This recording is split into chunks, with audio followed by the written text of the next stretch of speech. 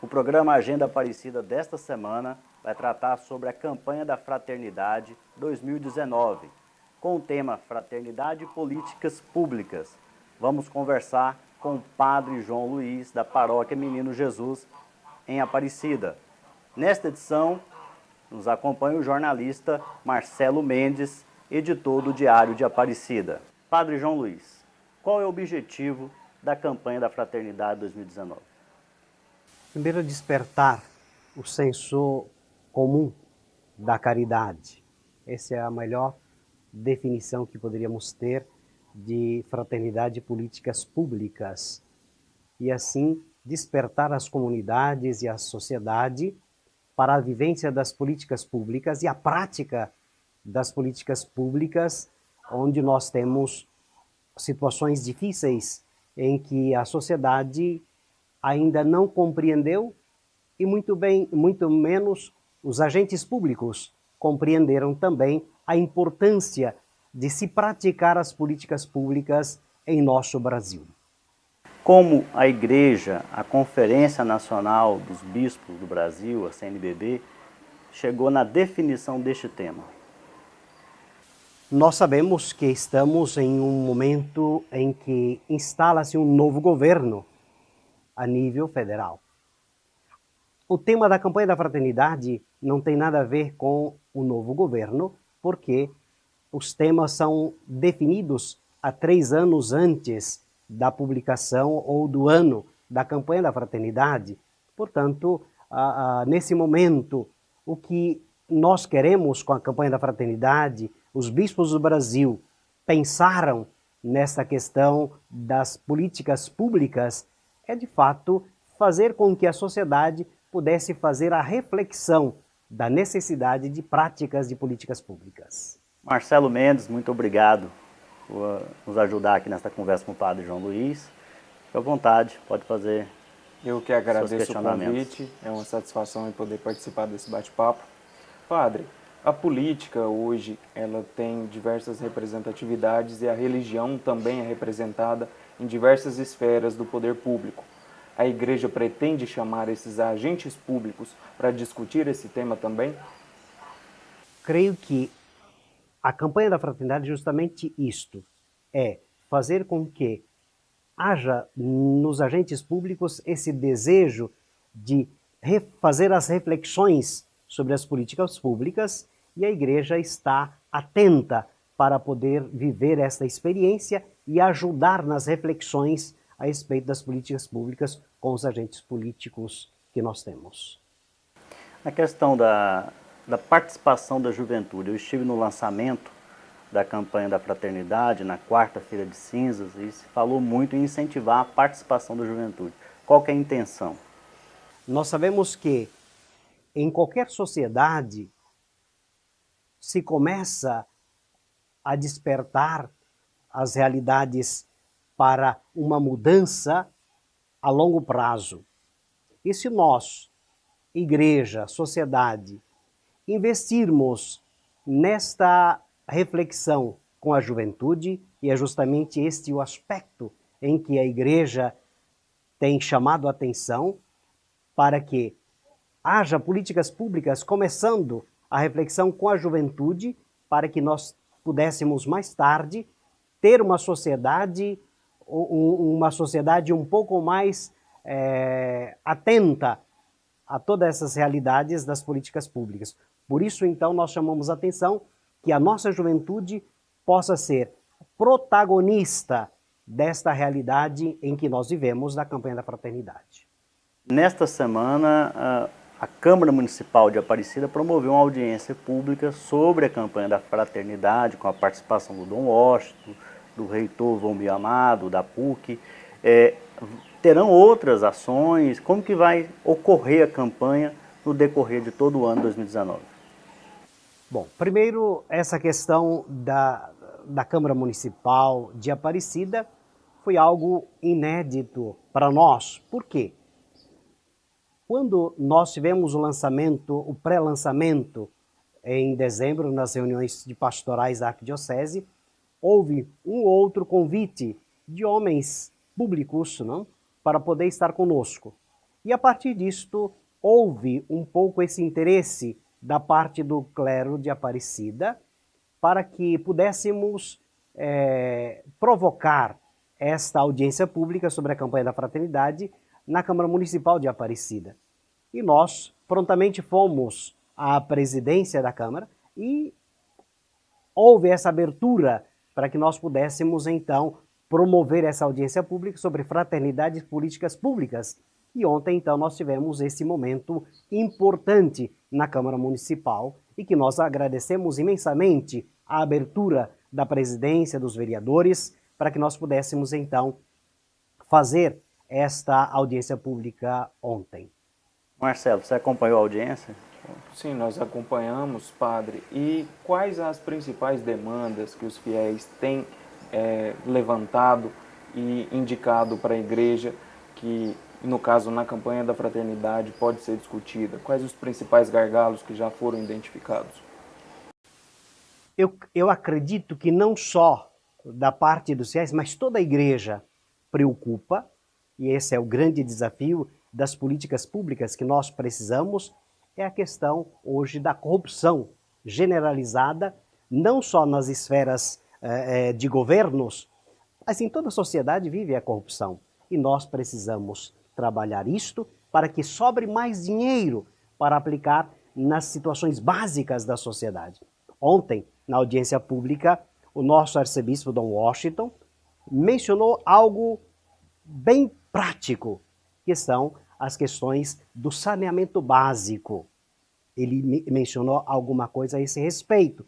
Então, nós precisamos trabalhar, mostrar que há uma necessidade de que se roube menos e sobre mais dinheiro para poder aplicar nas políticas públicas básicas da sociedade.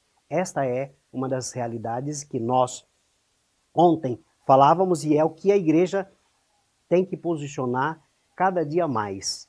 Lembrando, a corrupção hoje na sociedade nossa, sociedade brasileira, é generalizada, porque não temos uma corrupção só a nível de governos, mas a sociedade também é corrupta.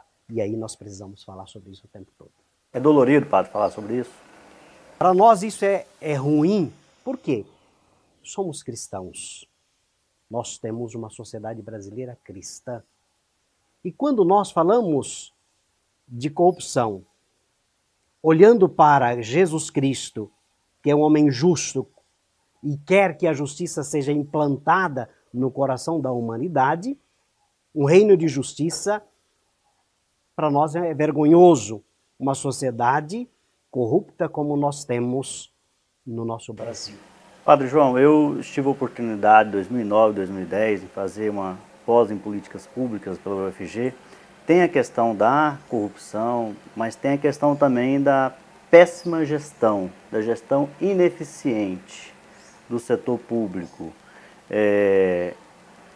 Tem esse olhar também, está discutindo, e eu quero destacar aqui que a campanha da Fraternidade 2019 tem o protagonismo de Aparecida, né? Tem a doutora Suelena Carneiro, que é promotora de justiça, que tem um convênio com a Arquidiocese, tem o padre Vitor, que é também aqui de Aparecida. Então, como que além da corrupção, como que vai tratar essa questão da ineficiência de algumas políticas públicas que são lançadas, mas não têm efeito prático nenhum? Bom, o que acontece é que nós vivemos em uma tradição política partidário, e a campanha da Fraternidade não está tratando de políticas partidárias, não é isso a campanha da Fraternidade. Falou em política, as pessoas relacionam a partido. A partido, não é isso. Não é isso.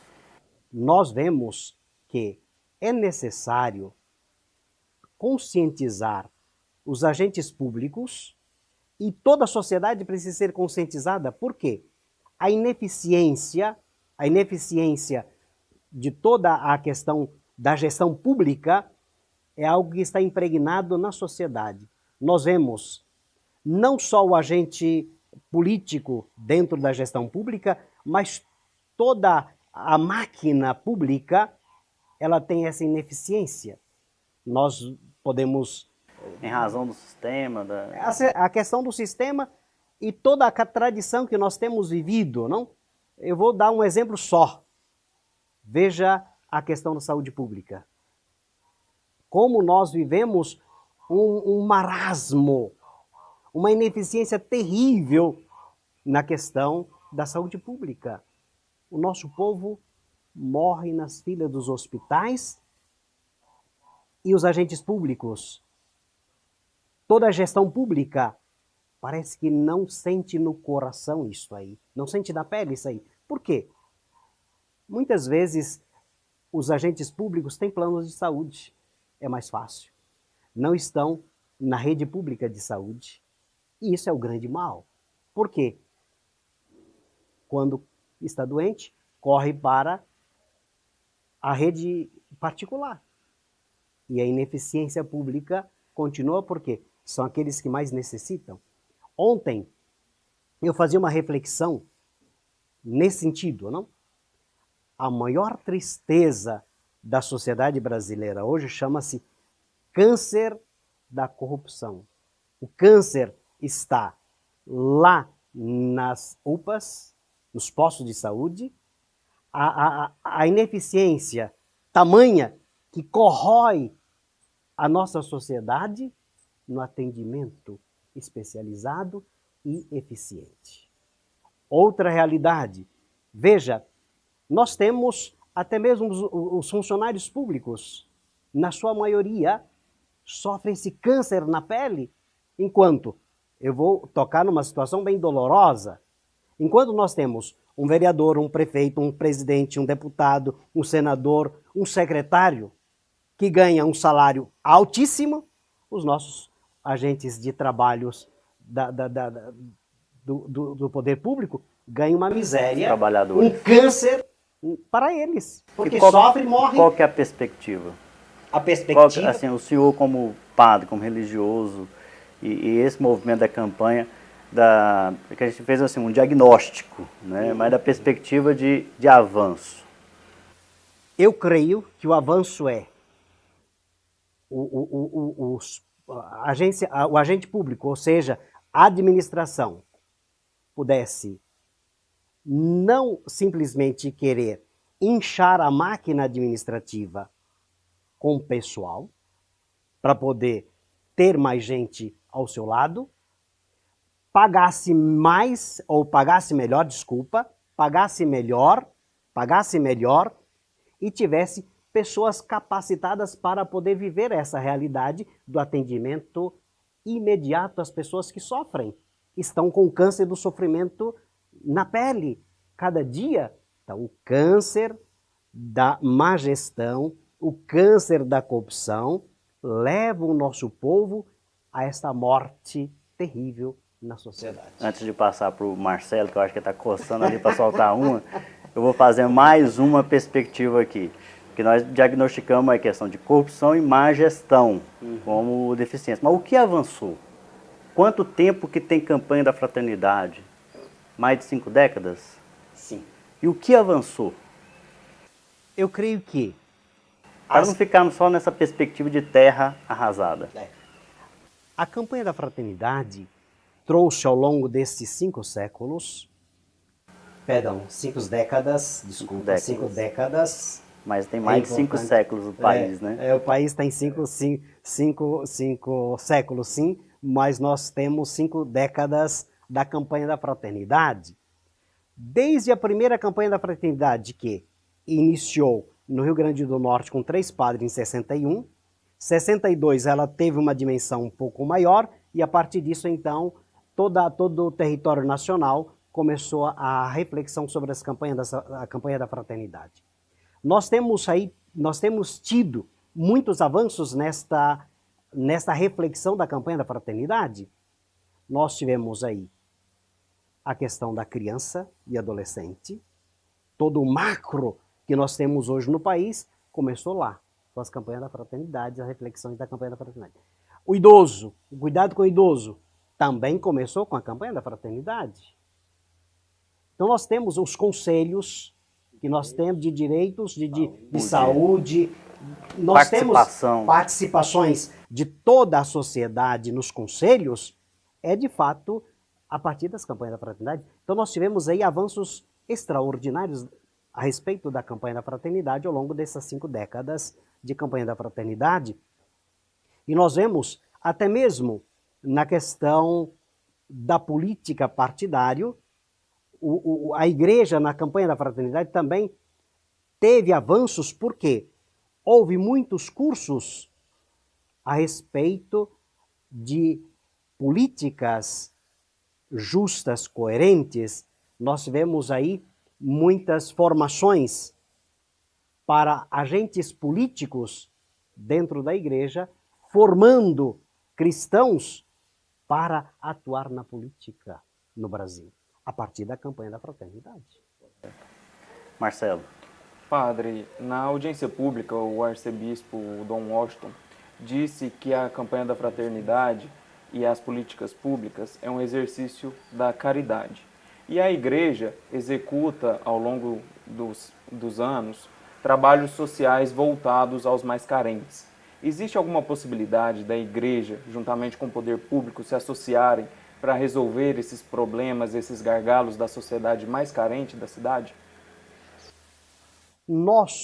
A igreja caminha ao longo dos séculos, né, e no Brasil, né, também trabalhando esta questão da caridade, ajudando as pessoas na vivência dessa caridade. Eu vou citar 2 situações. Nós temos problema sério, claro. A Santa Casa de Misericórdia é algo bem concreto. O Hospital São Cotolengo, em Trindade, é outra realidade bem concreta dessa caridade, né, que nós, a igreja, fazemos. Agora, quando você diz a igreja pode ajudar o poder público pode estar com a vivência da igreja e a partir de surgir algo, sim, podemos, e a igreja luta constantemente para poder ajudar o poder público nesta reflexão e ajudar nessa realidade. Agora, lembrando, mesmo que a igreja, a prioridade da igreja é, de fato, dentro das políticas públicas, a caridade como pano de fundo, como o nosso arcebispo dizia ontem na nossa audiência pública, a caridade é o exercício de políticas públicas, a igreja orienta, mas não é dever da igreja estar fazendo creches, hospitais. Outrora era nosso. Hoje nós vivemos uma sociedade em que a política é o agente protagonista dessa realidade.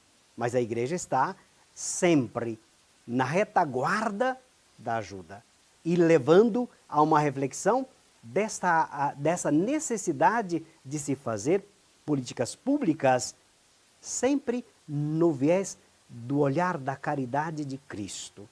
A igreja tem que ser sempre mestra da caridade de Cristo junto àqueles que mais necessitam. Os exemplos reais que o senhor citou, da Vila São Cotolengo e da Santa Casa de Misericórdia, vivenciam alguns problemas financeiros. De certa parte, a igreja continua com o seu trabalho, mas faltou um pouco da parte financeira do poder público. Como o senhor avalia essa situação? Bom, a igreja luta para poder viver essa experiência da caridade. Agora, nós temos a questão do Sistema Único de Saúde, que é a contrapartida para poder ajudar a fazer esta caridade, que é algo natural, não é um pedido de esmola da igreja para que o poder público ajude, porque é algo inerente. É do poder público. É um reforço, né? A igreja está reforçando. Precisa de uma contrapartida. A igreja é apenas aquela que age na caridade mas é preciso que o poder público corresponda com aquilo que lhe cabe, para manter essa caridade no sangue do nosso povo simples. Marcelo Mendes, editor do Diário de Aparecida, agradecer a sua participação neste Agenda Aparecida com o Padre João Luiz, agradecer a reflexão e nós, do Canal da Cidadania, esperamos ter contribuído e colaborado para o debate da campanha da fraternidade, que é exatamente refletir. Aqui não é uma crítica direcionada a A ou a B, ou X ou Y, mas é uma reflexão do que nós avançamos e do que nós podemos avançar ainda mais. Muito obrigado, Padre João Luiz, pela sua colaboração, pela sua participação e sucesso e que Deus abençoe a sua jornada. Eu que agradeço, junto com toda a igreja, com toda a simplicidade da nossa parte, para viver esta reflexão e caminhar nesta direção de políticas públicas, vivendo a partir da caridade de Cristo, como dizia o nosso arcebispo ontem, e fazer com que a sociedade toda possa viver esse amor às pessoas mais simples na caridade de Cristo. Obrigado, Oséias. Obrigado à Secretaria de Comunicação, o jornal Diário de Aparecida, nossa gratidão, né, pela oportunidade de estarmos juntos. Obrigado. Marcelo, muito obrigado. Quero contar com sua presença em outros Agenda Aparecida. Obrigado pelo convite, obrigado, Padre, pelo bate-papo e estamos aí à disposição para participar de outras edições. Obrigado e até o próximo Agenda Aparecida.